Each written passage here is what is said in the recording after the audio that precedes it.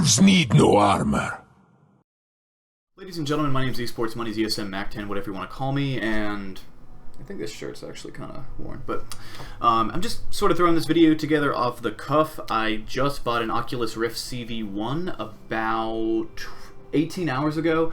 I did get a decent amount of sleep, and I have probably spent about 8 hours alone and very personal with this Oculus Rift CV1, the consumer version 1.0. I did get the multi-pack that comes with 2 of these touch controllers, 2 of the sensors, so these guys, if you can see this, and then as many of you guys watching my channel know, I've kind of been interested in VR for a very long time and didn't have a lot of money, so I required this Oculus Rift Developers Kit 2 off of Craigslist.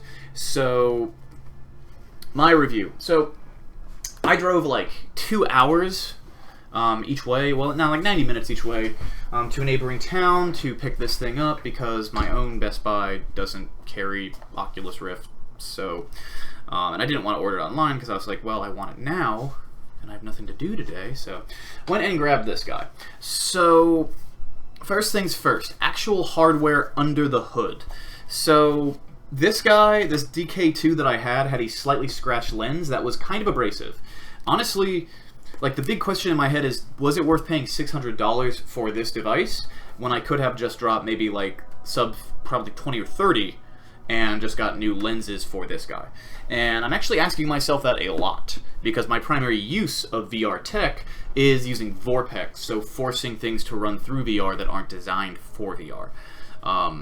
But in terms of the actual head-mounted hardware, you're looking at a resolution increase of like something that I think equates like 10 to 15% increased resolution, and a frame rate increase from, I believe the cap of this is 75 FPS versus this is 90. So decent improvement there. And I would also say that this one has slightly better field of view, but the main killer for this headset is the way it fits on your head. So with the DK2, you actually have to, like, see that that little slit that looks like you're supposed to fit a Phillips head? You actually have to stick something like a Phillips head or a key or something and make sure that they are even on both sides every time you put the device on. That's just like, that's the DK2. This guy, you fit the straps once and it actually pulls out. If I pull on this hard enough right now, it will automatically boot up the Oculus software. It is extremely well integrated in that sense. It also means that I set this thing up once for myself, and I don't have to ever worry about it again. I can just go whoop, and it's on. Whenever I put this on, it'll automatically boot up the Oculus software, and it fits perfectly every time. So that's a really nice change. One thing that is... all of the additional features on this are dual-edged swords because they are a bit of a hassle. So, like, the onboard headphones are really good. They are no joke. They are, like everyone said, like, well, Palmer, look, he's an audiophile, and they'll be really nice. I had my suspicions. These are great headphones. These are awesome. I would probably never see a world where I used my own headphones or Apple earbuds in place of these because these are so good. That being said, the Oculus software, you have to, like, every time you change your default audio device in your Oculus software, it wants to restart. And Vorpx, by default, wants to force audio through here. So even though these are completely removable, getting the software to agree with it, it's relatively easy, but it's really annoying, and it requires a bit of trial and error that I will reserve the right to bitch about. That is a bit tedious. But the biggest gripe that I have with this setup and the associated touch controllers, so before I get to the gripe, let me talk about how awesome these controllers are. So if you watch Linus Tech Tips, there's a video where Luke just talks about how the first time that you pick these up, it feels like you know exactly how these were meant to be held. They're so intuitive. I second that and third that. 100%, these feel awesome. This little button right here feels very intuitive to grab stuff with in VR. This trigger feels excellent. it feels like an Xbox 3. It has the functionality essentially of an Xbox 360 controller split down the middle. The problem is in Vorpx specifically, and I'm gonna rant about Vorpx a lot because that's my primary use of VR is Vorpx applications. It doesn't want to use this as like your R1. It wants to use it as some other fucking button. And that is a little bit annoying, and that has a lot of weird interactions. The Oculus Touch doesn't work well with Vorpx. In fact, it causes bugs.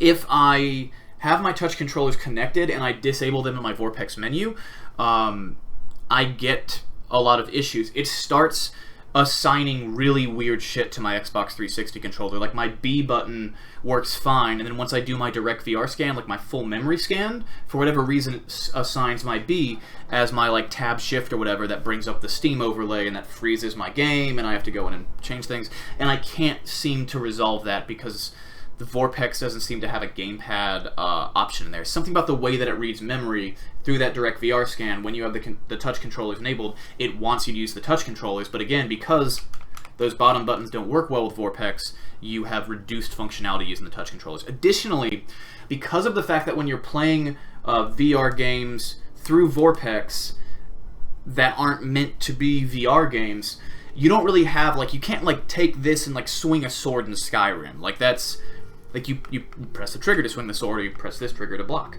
And, like, that means that you have these rendered in the game world as you're playing it, and you can turn this off, but it doesn't have a real point. And the point I'm trying to get at is, there is no reason for my hands to be in these, like, this separate gun configuration, when this is, like, more natural to a controller-based game where I don't have, like, motion sensing. So it doesn't really, like, there's no real tangible benefit there for me to be using Oculus Touch in Vorpx. Now, if the Vorpx people come out and, like, do some crazy shit where, no, hold the phone, everything works well, like, for instance, if Fallout 4 is being completely rebuilt natively for VR, and I imagine they will have something to do with this that will be really cool. Now that's exciting, that's fun. But for now, this is a little bit, this doesn't really work well with VR. In fact, I was really bummed out about this because in almost every way, the CV1 with the touch controllers was worse in Vorpx than my DK2 until I actually took the batteries out of these, commanded my Vorpx software to forget these devices, and then ran Fallout 4 with Vorpx on, and then all of my native functionality was restored. So I actually have to remove the batteries from these because it won't let me forget when the batteries are plugged in. I have to take the batteries out, hit forget in the Oculus controls, and then, like, boot up my game with Vorpx, like, naturally. And then it actually works really well. It works well enough. I need to remember to set my my sound appropriately, like, pretty much every time I do it, just based on the way that I have my configuration set up. But again, that's more tedious. That's like a little bit of an annoyance than anything else. Honestly, a lot of this I would assign to growing pains, but I'm wondering if the $600 price tag if this justifies the $600 price tag. I would say in terms of raw hardware, $600, this is actually, like, pretty fucking cheap, honestly. These controllers, everything on these controllers is capacitive touch, so it knows not only how hard you're pressing in everything, it knows if your fingers are even on a button, like, including the thumbsticks. Like, that thumbstick, if I'm touching that, it knows that my thumb is touching it on that exact spot. So, really advanced hardware on these controllers. And in the native VR games, like Robo Recall, which honestly, Robo Recall is like the Oculus's Halo or Mario 64. It is the game that will sell the console. It's an incredible game. It's a massive title. It's when people start to realize how good that is, Oculus should be like the biggest VR headset because of how good that title is. It sells console. It sells this thing just by itself, and it comes for free with it. That might be the biggest mistake they've made, because it's made by Epic. The soundtrack is fantastic. It feels like an old school, like, 90s arcade game, but it's really fucking tense. Like, I was sweating within 2 minutes of starting to play that game, and I'm not that out of shape. Like, the game is very tense. It's very exciting. It's actually a little anxiety-inducing, but you're shooting the whole time, so it's awesome. So in terms of actual native VR stuff, This is vastly superior to the DK2. In terms of running Vorpx, if I disable these controllers and then use Vorpx with this, with just the headset and Xbox 360 controller, it is a superior experience because, again, my lenses aren't scratched, but that's not really a comparison. But the screen door effect, your ability to make out pixels, even though the resolution of this device is not that much higher than the DK2, it really, really shows. It's gotten, with this device, it feels like I have to look for individual pixels rather than I can, like with this device, it feels like I can either flip off and on in my head whether or not I'm looking at the world through a screen door or whether I'm looking through that world past the screen door. With this, the holes in that screen door are so tiny, it feels like I have to make a serious conscious effort to look at those individual pixels, and that is phenomenal. That's fantastic. This is incredibly good hardware. So, am I going to keep this device? Am I going to return it and just buy new lenses for my DK2? I honestly couldn't tell you yet. I'm not sure. I will probably end up keeping the device because it's pretty good, and I feel like with a little bit of tweaking, I will fall in love with it. I feel like I need a better graphics card now because now that I have like a really good display, I really want to start doing geometry like emulated 3D in Skyrim and Fallout and stuff. And to do that at the resolution that I like to play those games is going to require an absolutely ridiculous amount of hardware power, more than a GTX 1070, probably more than a 1080 Ti can muster. So I probably have to wait a generation before I can really start to do crazy VR stuff with non-VR native titles. But in the meantime, I am enjoying it. Another relatively big issue. So when I use these, Oculus wants to do room scale all the fucking time. It's not true room scale. It's not even called their emulated room scale, but they want you to stand when you have these connected. So if I have these connected, all of my games just bug right the fuck out. They all start acting weird, whether it's VR, like it wants me to do everything involving the Oculus standing when these guys are connected. And that's really cool to stand up in the middle of Skyrim or in the middle of the Pridwin in Fallout and walk around and look at all the little details. But if you haven't noticed, this corner of my room is pretty small. I have a hard time getting the actual Oculus Play area like initialized in it. So, even though I can do room scale in VR with all my... Actually, I need to experiment more with that the more I talk about it. But even though I can do the room scale to me is kind of a novelty. Like, I generally... Like, Vorpx is marketed as a sitting experience, and I think most video gamers want a sitting experience most of the time, because if you're a serious gamer, you're going to be playing that fucking game for, like 5 or 10 hours straight occasionally when you have the time to do so. So... yeah, I don't like that it really wants me to be standing all the time. It's sort of like the thing that I was worried about the Vive in terms of making you want to stand all the time, or making you have to stand all the time to enjoy the content associated with it, including the Vorpx and everything else. But it's not that big of a deal. It feels like this is better at being the Vive than the Vive because of how good these controllers are. I would also say that if you're going to get the Oculus, you need to get these controllers. I will probably not have these connected most of the time because I want to use an Xbox 360 controller and I don't want the bugs that come in from forcing that functionality, etc., etc., etc.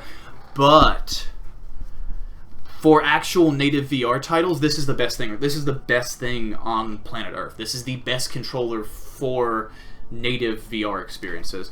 And I feel like if I really take a lot of time and get this shit to work in Vorpx, maybe I could find it to work in some kind of playable sense. But I do a lot of tweaking, and I've spent a lot of time with that software, and these do not feel good. They do not feel good.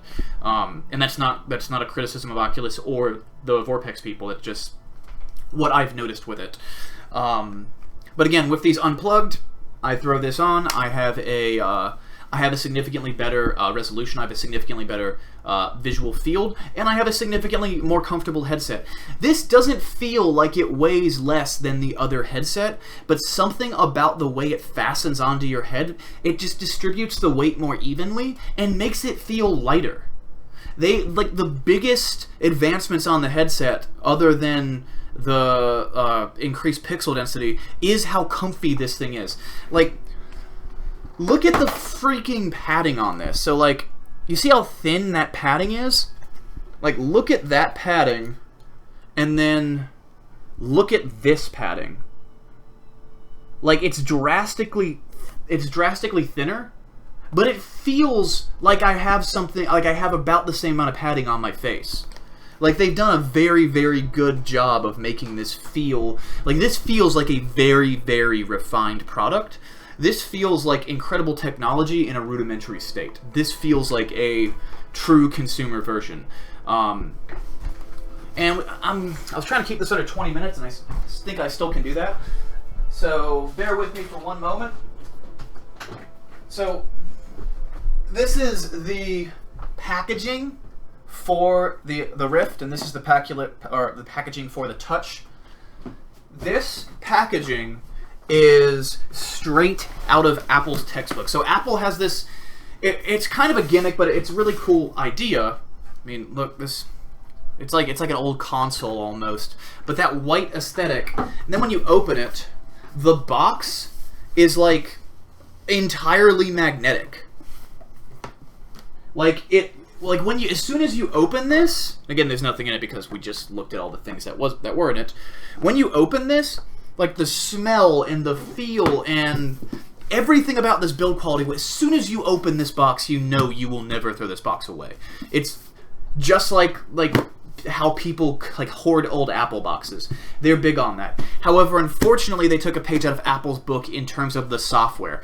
The software is designed to be super well integrated to the extent that if you're not really supposed to be a tech guru to have fun with the Oculus. It's designed to be mass marketing, but to people that have the money to be an enthusiast, but you're not really a developer anymore. Like the dev kit felt like I could do a lot of crazy flexible shit on it.